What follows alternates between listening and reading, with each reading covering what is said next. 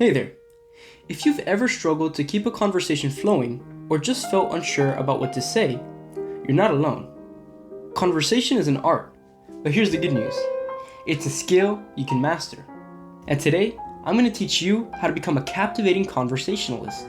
Whether you want to connect with new people, build stronger relationships, or even be socially confident, by the end of this video, you'll have the tools you need to master any conversation. Hi, I'm Sam, and this is Embetterment. Let's get started. Section 1. Why conversation matters. Let's start with this. Why does conversation even matter? It's simple. Conversation is how we build relationships.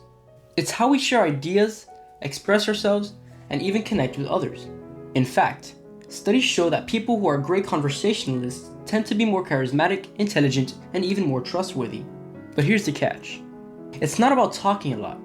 It's about connecting. And connection comes down to understanding the other person, engaging them, and making them feel valued. So how do we do that? Well, let's get into it. Section 2. The 3 great pillars of conversation. Great conversations rest on 3 pillars: curiosity, listening, and authenticity. Let's break these down. Pillar 1. Curiosity. The first step to being a great conversationalist is to be genuinely curious about the other person. People love talking about themselves. It's human nature. So ask open-ended questions that invite them to share. Instead of saying, "How are you?" ask, "What's been the highlight of your week?" Or instead of "What do you do?" ask, "What inspired you to be in your line of work?"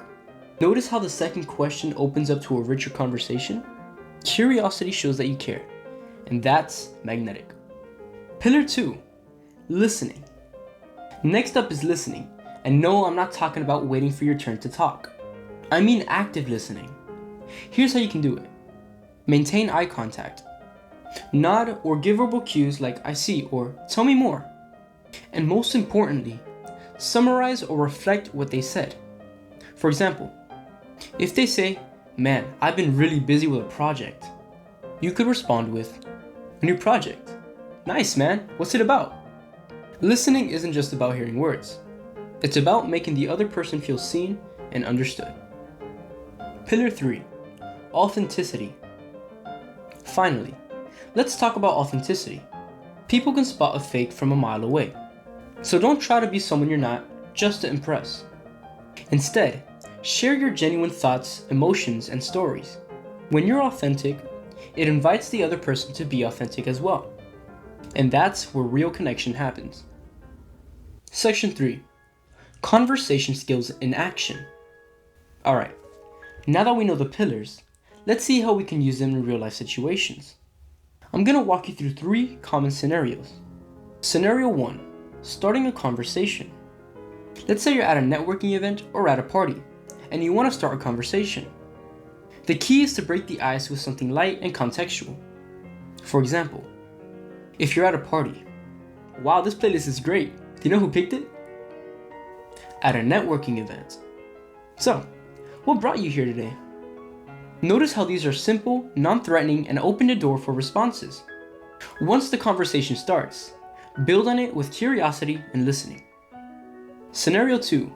Keeping the conversation going. Now, what if there's a lull? Don't panic. Here are a few tips to keep things flowing. Use the Ford method. Talk about family, occupation, recreation, and dreams. These are universal topics that almost everybody has something to say about. Share something about yourself. For example, if they mention traveling, you could say, "No way, I love traveling too. One of my favorite trips was to Spain. Have you been?" Conversations are a two-way street. Share and respond. It's a give and take. Scenario 3. Handling awkward moments. Awkward silences happen to everyone. Here's how to handle them with grace. Acknowledge the pause with a smile and say something like, "Sorry, I lost my train of thought. Where were we?"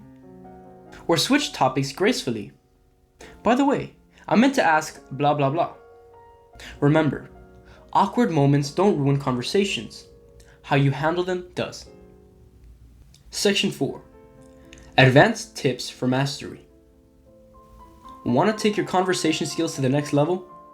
Here are 3 advanced tips. 1. Match their energy. Pay attention to their tone and pace. If they're calm and reflective, don't overwhelm them with high energy. If they're excited, match their enthusiasm. This creates rapport. 2. Use body language. Your words are only part of the conversation. Smile, use open gestures, and lean in a little bit just to show that you're engaged. Your body speaks volumes. And finally 3. End on a high note. When it's time to wrap up, leave a positive impression. Say something like, "It was great talking to you. I'd love to continue this conversation sometime." People remember how you make them feel, so end with warmth. To sum it up, mastering conversation is about curiosity, listening, and authenticity. When you focus on connecting instead of impressing, you'll naturally become someone people enjoy talking to. Now, here's the challenge. This week, strike up a conversation with someone new, or try one of the tips we covered today. Let me know how it goes in the comments. I'd love to hear about your experiences. And with that, thank you for watching. Make today better than yesterday, and I'll see you in the next one.